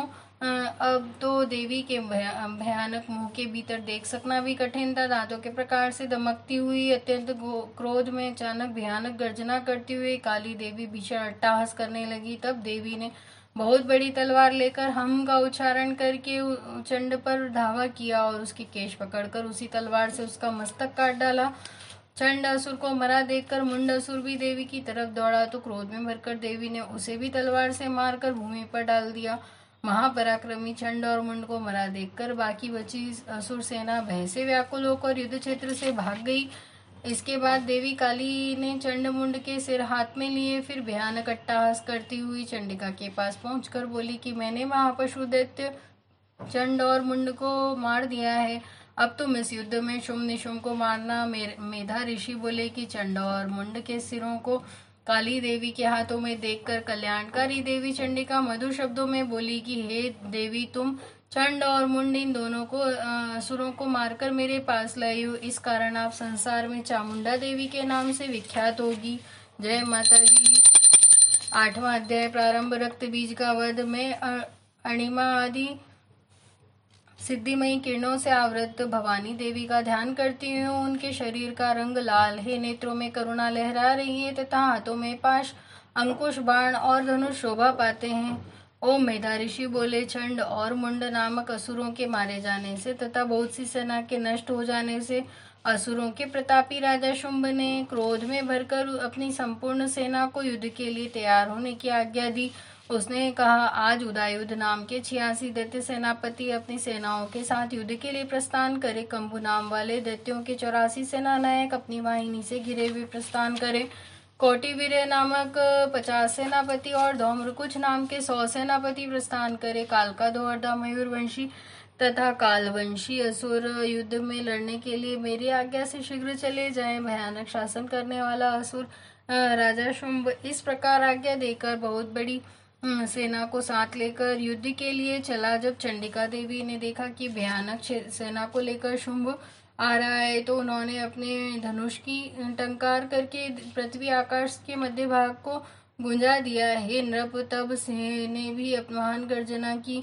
उस समय चंडिका ने अपना घंटा बजाकर नादूना कर दिया, जिससे कालिका का मुख बढ़ गया। धनुष की टंकार, सिंह की गर्जना और घंटा बजाने से इतना शोर गुंजार हुआ कि चारों दिशाएं परिपूर्ण हो गईं। उस तुमुल नाद को सुनकर दैत्यों की सेना ने चंडिका देवी, सिंह और काली देवी को क्रोध में भरकर चारों ओर से घेर लिया। हे राजन, इसी अवसर पर दैत्यों के विनाश के लिए तथा देवताओं की वृद्धि के लिए अत्यंत बल एवं पराक्रम से संपन्न होकर ब्रह्मा, विष्णु, शिव, कार्तिकेय, इंद्र आदि देवताओं की शक्तियां उन्हीं के शरीर से निकलकर उन्हीं रूपों में चंडिका देवी के पास आ गईं। ये शक्तियां, जो जैसा देवता था वे उन्हीं के समान रूप, आभूषण और वाहन से युक्त होकर असुरों के से युद्ध करने के लिए आई। सबसे पहले हंस युक्त विमान पर बैठी हुई सात सूत्र और कमंडलों से सुशोभित ब्रह्मा जी की शक्ति उपस्थित हुई, जिसे ब्रह्माणी कहते हैं।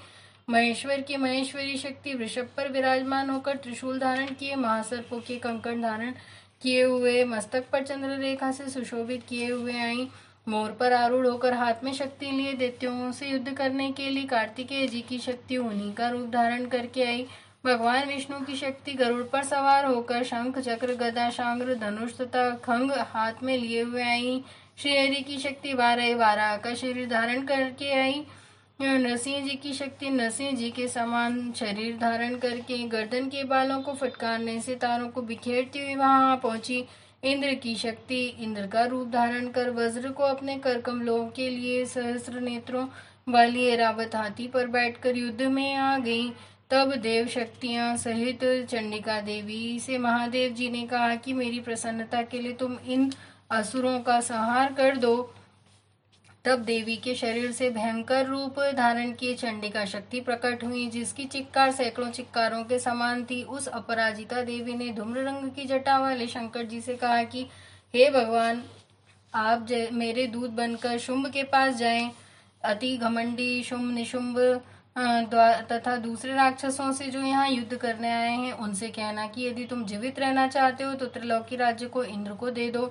देवताओं को उनका यज्ञ का भाग मिलना चाहिए और पाताल लौट जाओ। किंतु यदि बल के गरु से तुम्हें लड़ने की इच्छा है तो तुम्हारे मांस से मेरी योगिनियां तृप्त होंगी। चूंकि उस देवी ने भगवान शंकर को दूत के कार्य में नियुक्त किया था, इसलिए वह संसार में शिवदूती के नाम से विख्यात हुए।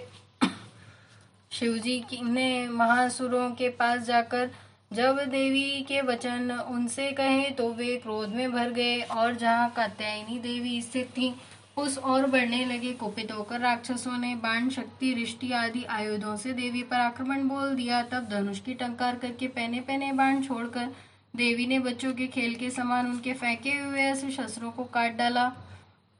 इसके बाद कालका देवी ने उनके सम्मुख होकर शत्रुओं को शूल के प्रहार से छींटती फाड़ती, खटवांग से कुचलती मारती विचरण करने लगी। ब्रह्माणी देवी भी जिधर निकल जाती वहां अपने कमंडल के इसे जल राक्षसों पर छिड़ककर उनके बल, वीर्य और पराक्रम को नष्ट कर देती थी। इसी प्रकार माहेश्वरी ने अत्यंत क्रोधित होकर त्रिशूल से तथा वैष्णव देवी ने चक्र से और कौमारी देवी ने शक्ति से शत्रुओं का विनाश कर दिया।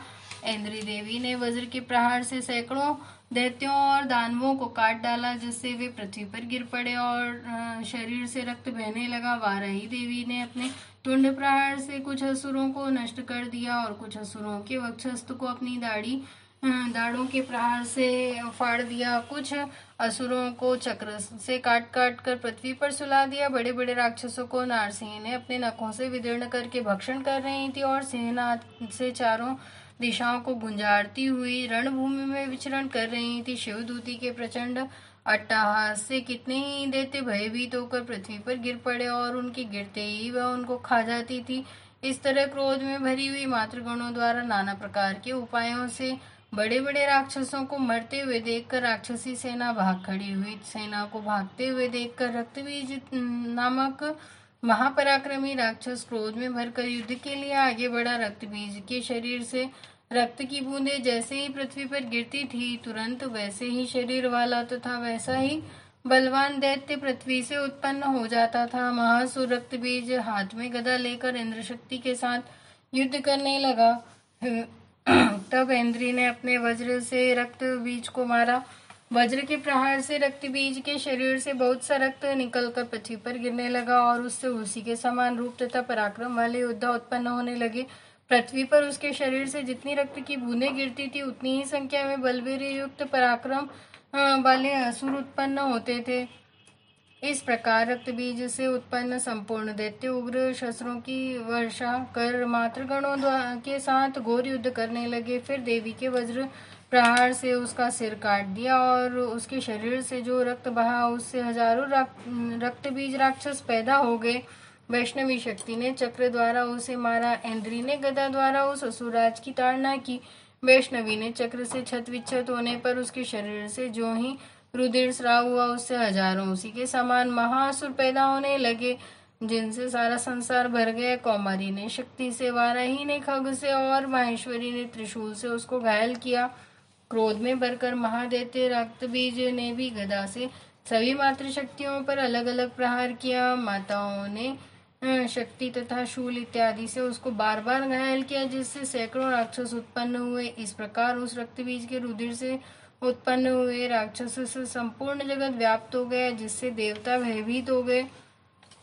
देवताओं को डरा हुआ एवं उदास देखकर तब शीघ्र ही चंडिका ने काली देवी से कहा कि हे चामुंडे, अपना मुख तुम और भी विस्तार से फैला दो। मेरे शस्त्र के प्रहार से गिरते हुए रुधिर बिंदुओं तथा रुधिर बिंदुओं के उत्पन्न होने से जो राक्षस उत्पन्न हो रहे हैं, अपने मुख में निगलती जाओ। इस प्रकार युद्ध में रक्त के से उत्पन्न असुरों का भक्षण करती हुई भ्रमण करोगी तो उस रक्त बीज का संपूर्ण रक्त समाप्त हो जाएगा। इस प्रकार तुम उन राक्षसों का भक्षण करने लगोगी तो अन्य नए राक्षस पैदा नहीं हो सकेंगे। इस तरह काली देवी को समझाकर देवी दुर्गा ने रक्त बीज पर त्रिशूल से प्रहार किया। तत्काल ही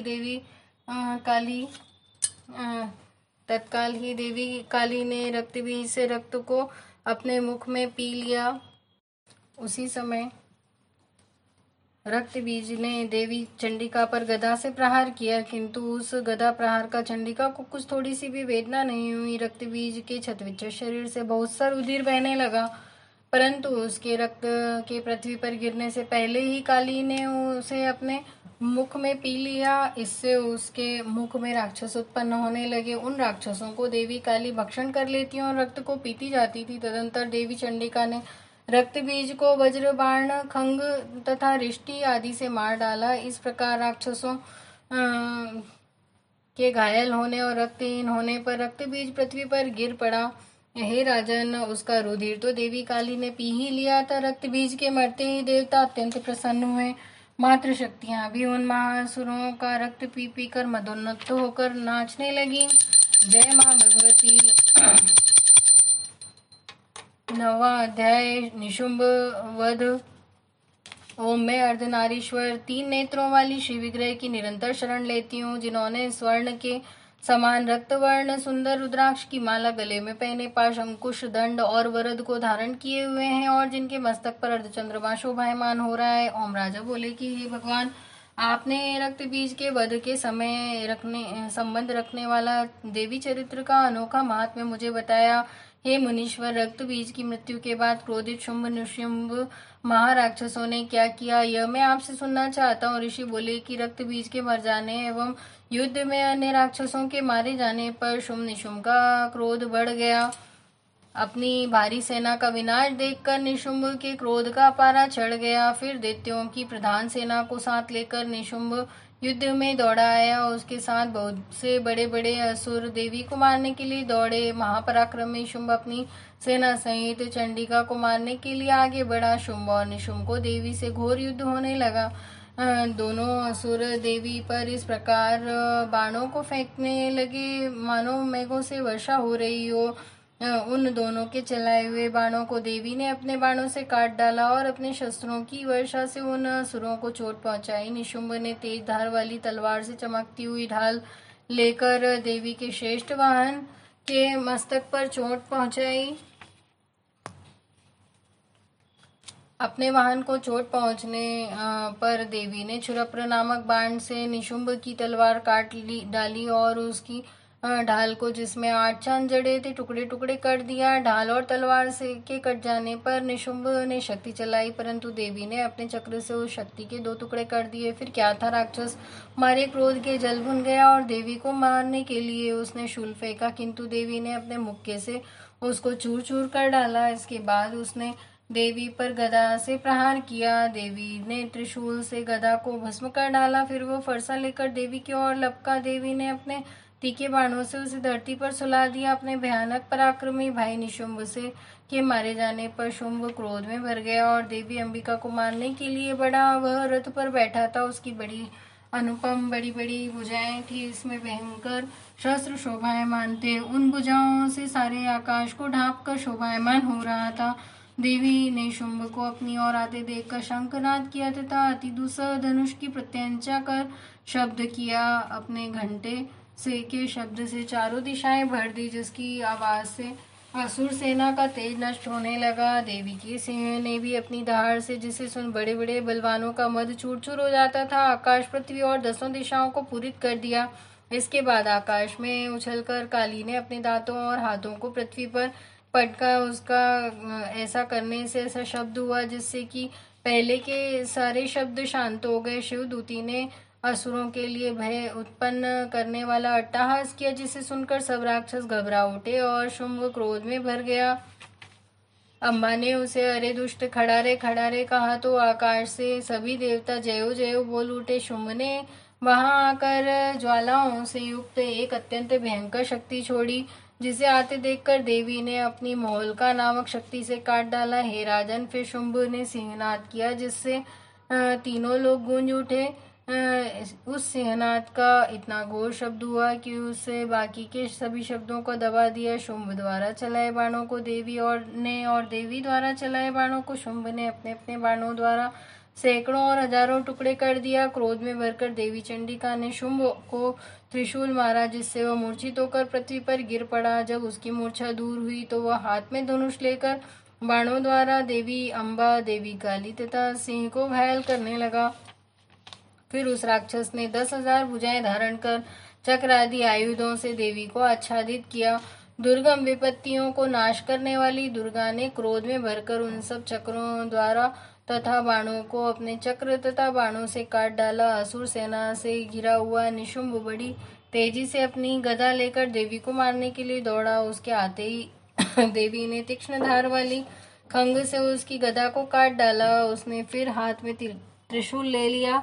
देवताओं को पीड़ा देने वाले निशुंभ को शूल हाथ में लिए आते देखकर देवी दुर्गा ने बड़े वेग से अपने शूल से उसका वक्षस्थल छेद डाला। शूल से विदीर्ण हो जाने पर उसकी छाती से उसका दूसरा महाबली तथा महापराक्रमी पुरुष खड़ी रे कहता हुआ बाहर आया। उसको देखकर देवी ने बड़ी जोर से ठहाका लगाया। अभी वह निकलने भी न पाया था कि उसका सिर अपनी तलवार से देवी ने काट दिया। सिर के कट जाने के साथ ही वह पृथ्वी पर गिर पड़ा। तदंतर सिंह दहाड़कर असुरों का भक्षण करने लगा और काली तथा शिवदूती की भी राक्षसों का रक्त पीकर नाचने लगी। कौमारी की शक्ति से कितने ही महादैत्य नष्ट हो गए। ब्रह्मा जी के कमंडल के जल से कितने ही असुर समाप्त हो गए। कई दैत्य माहेश्वरी के त्रिशूल से विदीर्ण होकर पृथ्वी पर गिर पड़े और कई वाराही के प्रहारों से छिन्न भिन्न होकर धराशायी हो गए। वैष्णवी ने भी अपने चक्र से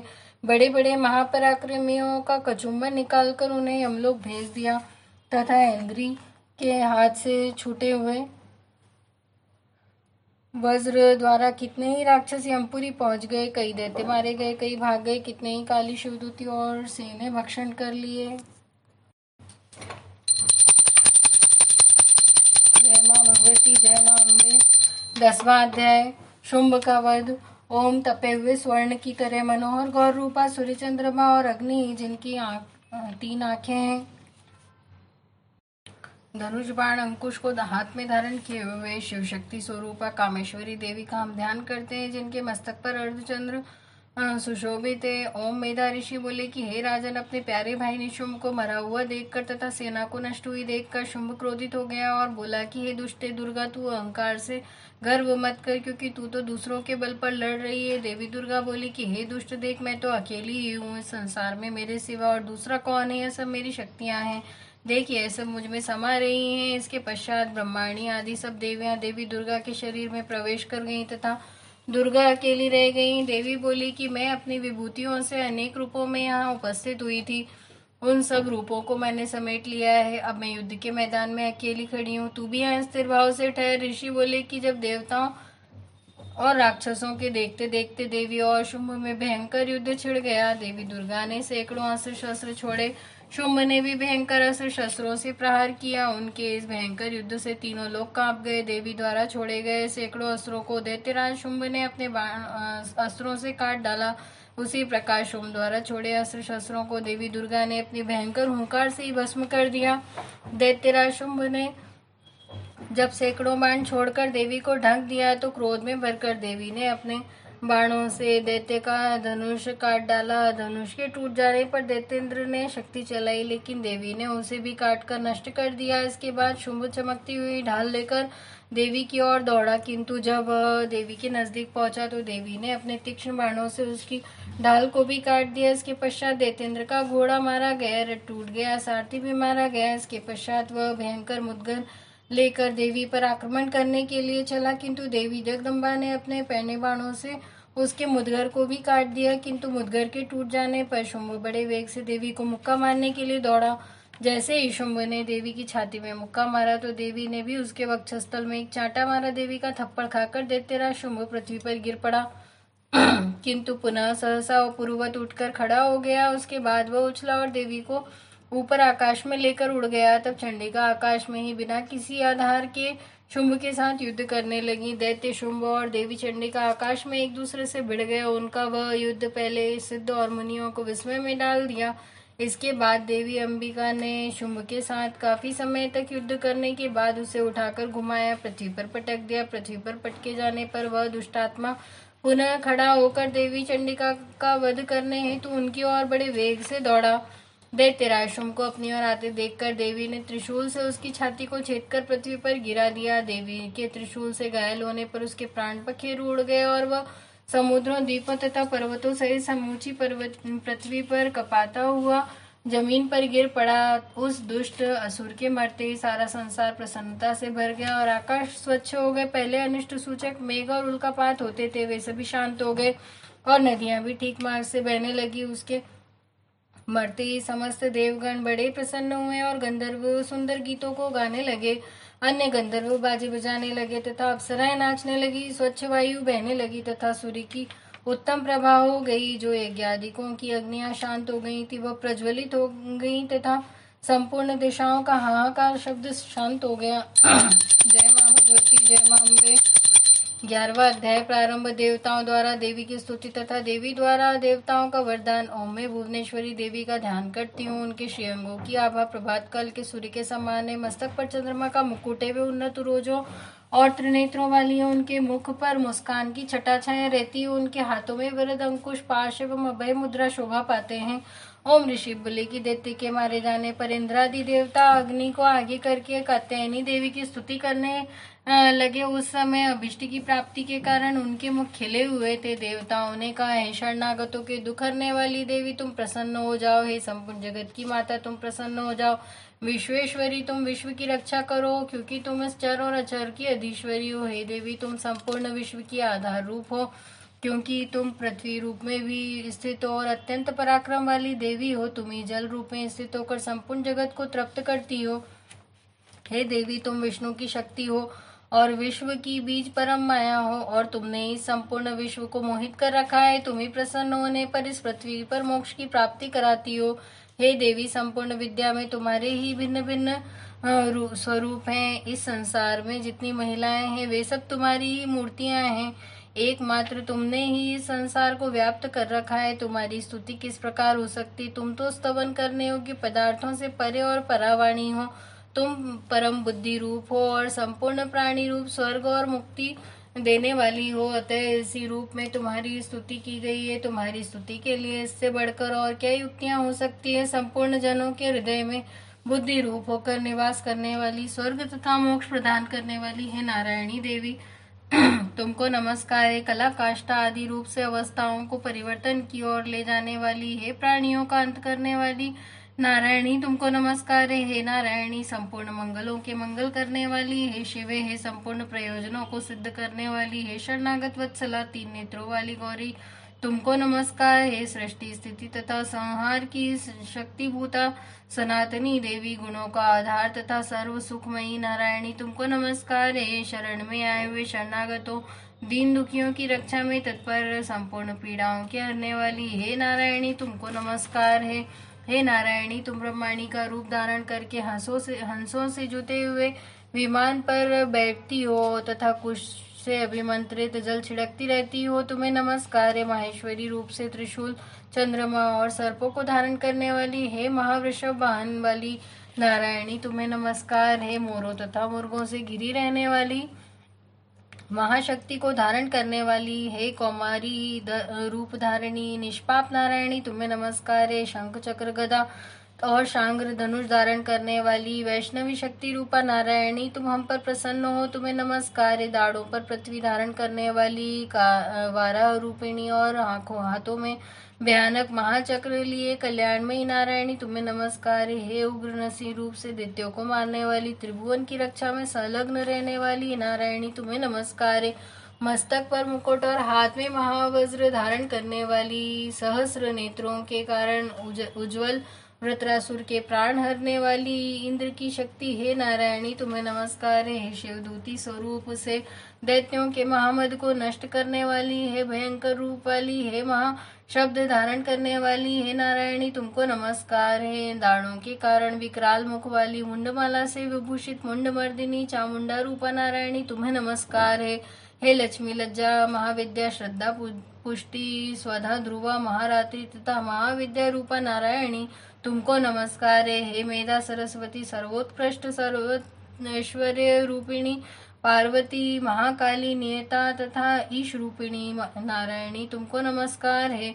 हे सर्व स्वरूप, सर्वेश्वरी, सर्वशक्ति युक्त देवी, तुम हमारी भय से रक्षा करो, तुम्हें नमस्कार है। हे कात्यायनी, तीनों नेत्रों से विभूषित, यह तेरा सौम्य मुख सब तरह के डरों से हमारी रक्षा करें, तुम्हें नमस्कार है। भद्रकाली, ज्वालाओं से के समान भयंकर, अति उग्र एवं संपूर्ण असुरों को नष्ट करने वाला तुम्हारा त्रिशूल हमें भय से बचावे, तुमको नमस्कार है। देवी, जो अपने शब्द से इस जगत का पूरित करके दैत्यों के तेज को नष्ट करता है, वह आपका घंटा इस प्रकार हमारी रक्षा करे जैसे माता अपने पुत्रों की रक्षा करती है। हे चंडी के असुरों के रक्त और चर्बी से चर्चित जो आपकी तलवार है, वह हमारा मंगल करे, हम तुमको नमस्कार करते हैं। देवी, जब तुम प्रसन्न होती हो तो संपूर्ण रोगों को नष्ट कर देती हो, और जब रुष्ट होती हो तो संपूर्ण वांछित कामनाओं को नष्ट कर देती हो, और जो मनुष्य शरण में आते हैं उन पर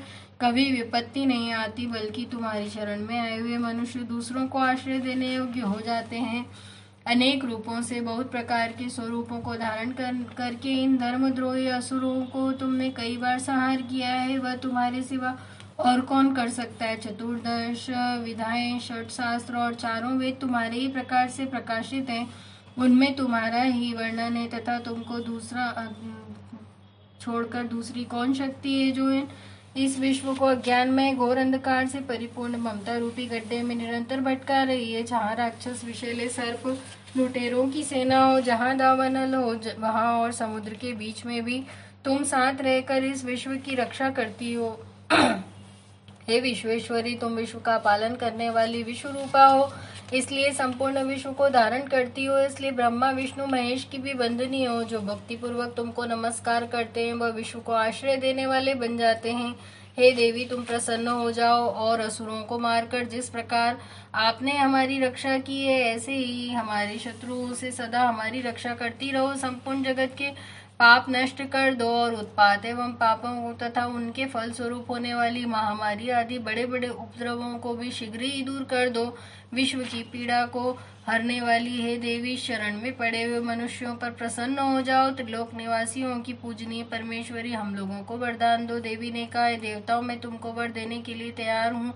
आपकी जैसी इच्छा है वैसा वर मांग लो। संसार के लिए उस उपकारक वर को मैं तुमको दूंगी। देवताओं ने कहा, सर्वेश्वरी, त्रिलोकी के निवासियों की समस्त पीड़ाओं को तुम इसी प्रकार हरती रहो और हमारे शत्रुओं को इसी प्रकार नष्ट करती रहो। देवी ने कहा, वैवस्वत मनवंतर के 28वें युग में 2 और महासुर शुंभ निशुंभ उत्पन्न होंगे। उस समय मैं नंदगोप के घर में यशोदा के गर्भ से उत्पन्न होकर विंध्याचल पर्वत पर शुंभ निशुंभ का संहार करूंगी। फिर अत्यंत भयंकर रूप से पृथ्वी पर अवतार लेकर मैं वैप्रचिति नामक दानवों का विनाश करूंगी। उन भयंकर महासुरों को भक्षण करते समय मेरे दांत अनार के पुष्प के समान लाल होंगे। इसके पश्चात देवता स्वर्ग में मनुष्य पृथ्वी पर मेरी स्तुति करते हुए मुझे रक्तदंतिका कहेंगे। फिर जब 100 वर्ष तक वर्षा न होगी और पानी का अभाव हो जाएगा तो ऋषियों की स्तुति करने पर अयोनिजा रूप में प्रकट होंगी। तब अपने 100 नेत्रों से ऋषियों की ओर देखूंगी। अतः मनुष्य शताक्षी नाम से मेरा कीर्तन करेंगे। उस समय मैं अपने शरीर से उत्पन्न हुए प्राणों की रक्षा करने वाले शाकों द्वारा सब प्राणियों का पालन करूंगी और जब तक वर्षा नहीं होगी तब तक वे शाक ही सबके प्राणों की रक्षा करेंगे। तब इस पृथ्वी पर शाकंभरी के नाम से विख्यात होंगी और इसी अवतार में मैं दुर्गम नामक महासुर का वध करूंगी। दुर्गम का वध करने के कारण मेरा नाम दुर्गा देवी प्रसिद्ध होगा। फिर मैं भयानक रूप धारण कर हिमालय निवासी ऋषियों महर्षियों की रक्षा करूंगी। उस समय मैं असुरों का भक्षण करूंगी। मुनिगण नम्रता के साथ मेरी प्रार्थना करेंगे। इस समय भविष्य में मेरा नाम भीमा देवी प्रसिद्ध होगा। जिस समय अरुण नामक असुर त्रिलोकी में भयंकर उपद्रव करेगा, उस समय मैं असंख्य भोरों का रूप बना त्रिलोकी के हित के लिए उस महासुर का वध करूंगी। तब संसार में सभी मनुष्य मुझे भ्रामरी नाम से स्तुति कर प्रसन्न करेंगे। इस प्रकार जब जब इस विश्व में दानवों द्वारा उत्पात उत्पन्न होगा तब तब मैं अवतार लेकर असुरों का संहार करूंगी। जय मां भगवती, जय मां अम्बे। 12वां अध्याय प्रारंभ। देवी चरित्रों के पाठ का महात्म्य।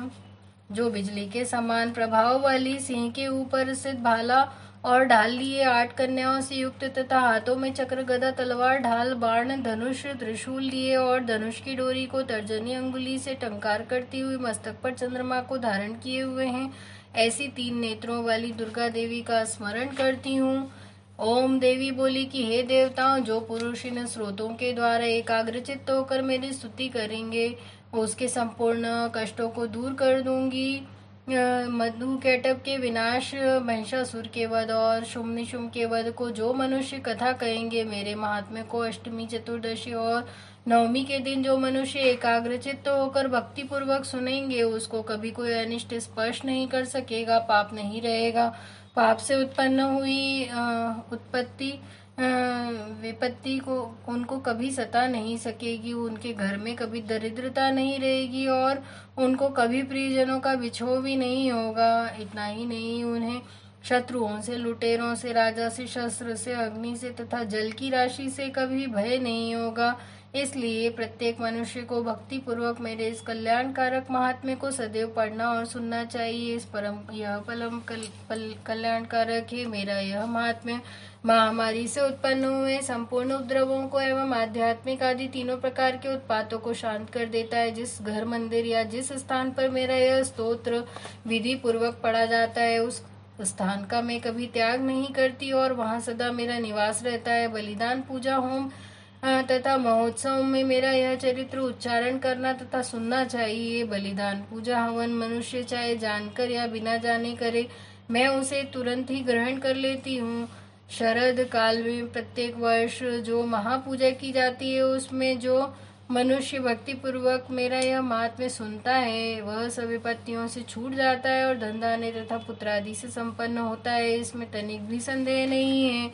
मेरे इस महात्म्य व प्रादुर्भाव की सुंदर कथाओं इत्यादि तथा युद्ध में मेरे किए हुए पराक्रम को सुनकर मनुष्य निर्भय हो जाता है, उसके शत्रु नष्ट हो जाते हैं तथा कल्याण प्राप्त होता है और उसका कुल हमेशा प्रसन्न रहता है। जो मेरे महात्म्य को सुनता है, सर्वत्र शांति कर्म में बुरे स्वप्न दिखाई देने पर तथा ग्रह जनित भयंकर पीड़ा उपस्थित होने पर मेरा महात्म्य श्रवण करना चाहिए। सब कष्ट शांत हो जाते हैं तथा भयंकर स्वप्न दिखाई देना बंद हो जाते हैं तथा घरेलू दुख इत्यादि सब मिट जाते हैं। बाल ग्रहों में ग्रसित बालकों के लिए यह मेरा महात्म्य परम शांति का देने वाला है। मनुष्यों में फूट पड़ने पर यह भली भांति मित्रता करवाने वाला है। यह महात्म्य समस्त दुराचारियों के बल का नाश करने वाला है। इसके पाठ मात्र से राक्षसों, भूतों और पिशाचों का नाश हो जाता है। मेरा यह महात्म्य मनुष्यों को मेरे जैसी सामर्थ्य की प्राप्ति करवाने वाला है। पशु पक्षी, पुष्प, अर्ध, धूप, गंध, दीपक इत्यादि सामग्रियों द्वारा पूजन करने पर, ब्राह्मणों को भोजन कराकर, हवन करके, प्रतिदिन अभिषेक करके, नाना प्रकार के भोगों को अर्पण करके और प्रत्येक वर्ष दान करके जो मेरी आराधना करते हैं, उससे मैं जैसी प्रसन्न होती हूँ, वैसे ही प्रसन्न मैं इस चरित्र के सुनने वाले से हो जाती हूँ। यह महात्म्य श्रवण करने पर पापों को हर लेता है तथा आरोग्य प्रदान करता है। मेरे प्रादुर्भाव का कीर्तन दुष्ट प्राणियों से रक्षा करने वाला है, युद्ध में दुष्ट दैत्यों का संहार करने वाला है। इसके सुनने से मनुष्य को शत्रुओं का भय नहीं रहता है। देवताओं, तुमने और ब्रह्मर्षियों ने जो स्तुति की है, ब्रह्मा जी ने जो मेरी स्तुति की है, वह मनुष्य को कल्याणकारी बुद्धि प्रदान करने वाली है। वन में सुने मार्ग में अथवा दावानल से घिरे जाने पर, वन में चारों ओर से घिरा हुआ या शत्रुओं द्वारा पकड़ा हुआ, जंगलों में सिंहों से, व्याघ्र से या जंगली हाथियों द्वारा पीछा किया हुआ, राजा के क्रोध करने पर मारे जाने के भय से या समुद्र में तूफान आने से, नाव के डगमगाने पर, भयंकर युद्ध में फंसा हुआ होने पर, किसी भी प्रकार की पीड़ा से पीड़ित, घोर बाधाओं से दुखित हुआ मनुष्य उपरोक्त प्रकार की घोर विपत्तियों से इस मेरे चरित्र का स्मरण करने मात्र से छुटकारा पा जाता है। शेर आदि हिंसक पशु, डाकू तथा शत्रु मेरे चरित्र को स्मरण करने वाले मनुष्य से दूर भाग जाते और उसके पास नहीं आते।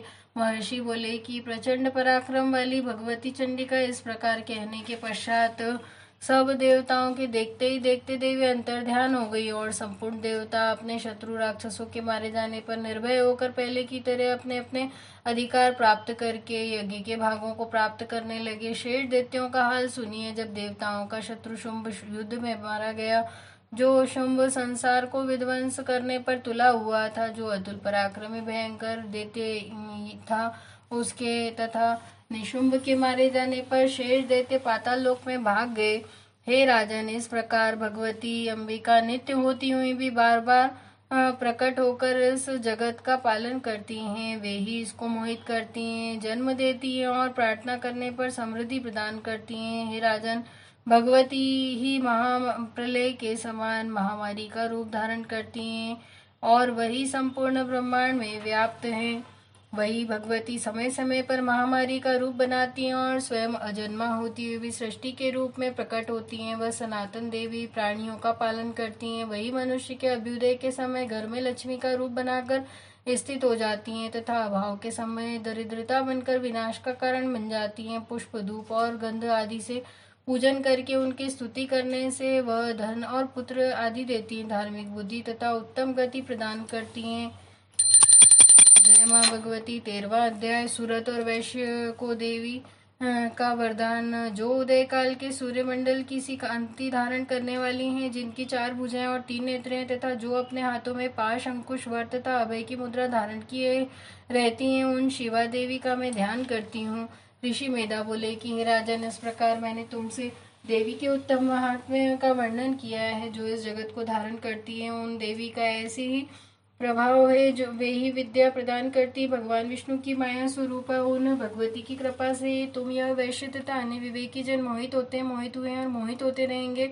महाराज, आप दोनों उन्हीं की शरण में जाओ। यही भगवती आराधना करने पर मनुष्य को भोग, स्वर्ग तथा मोक्ष प्रदान करती। मार्कंडेय जी ने कहा, महर्षि मेधा की यह बात सुनकर राजा सूरत उन उत्तम व्रत वाले महर्षि मेधा को प्रणाम करके खड़ा हुआ और राज्य के छिन जाने के कारण उनके मन में बड़ी ग्लानि हुई। राजा और वैश्य तपस्या करने के लिए वन में चले गए और नदी के तट पर आसन लगाकर भगवती के दर्शनों की अभिलाषा हेतु तपस्या करने लगे। वैश्य देवी के परम उत्तम सूक्त का जप करने लगा। इस प्रकार दोनों ने नदी के तट पर मृत्तिका की देवी की मूर्ति बनाई। पुष्प, धूप, दीप तथा हवन द्वारा देवी का पूजन करने लगे। पहले उन्होंने आहार को कम कर दिया, फिर बिल्कुल निराहार रहकर भगवती में मन लगाकर एकाग्रता पूर्वक आराधना करने लगे। वे दोनों अपने शरीर से रक्त से देवी को बलि देते हुए 3 वर्षों तक लगातार भगवती की आराधना करने लगे। 3 वर्ष के पश्चात जगत का पालन करने वाली चंडिका ने उनको प्रत्यक्ष दर्शन दिए। देवी बोली, हे राजन तथा अपने वंश को प्रसन्न करने वाले वैश्य, तुम जिस वर की इच्छा रखते हो वह मुझसे मांग लो, मैं तुम्हारी इच्छा पूरी करूंगी, क्योंकि मैं तुम पर अत्यंत प्रसन्न हूँ। मार्कंडेय जी बोले, यह सुन राजा ने अपने अगले जन्म में नष्ट न होने वाले अखंड राज्य और इस जन्म में बलपूर्वक अपने शत्रुओं को नष्ट करने के पश्चात अपना राज्य प्राप्त करने के लिए देवी भगवती से वरदान मांगा। वैश्य ने भी, जिसका चित्त संसार की ओर से विरक्त हो चुका था, भगवती देवी से अपनी ममता तथा अहंकार रूप आसक्ति को नष्ट कर देने वाले ज्ञान को देने के लिए वरदान मांगा। भगवती देवी ने कहा, हे राजन, तुम शीघ्र ही अपने शत्रुओं को मारकर पुनः अपना राज्य प्राप्त करोगे। तुम्हारा राज्य स्थिर रहने वाला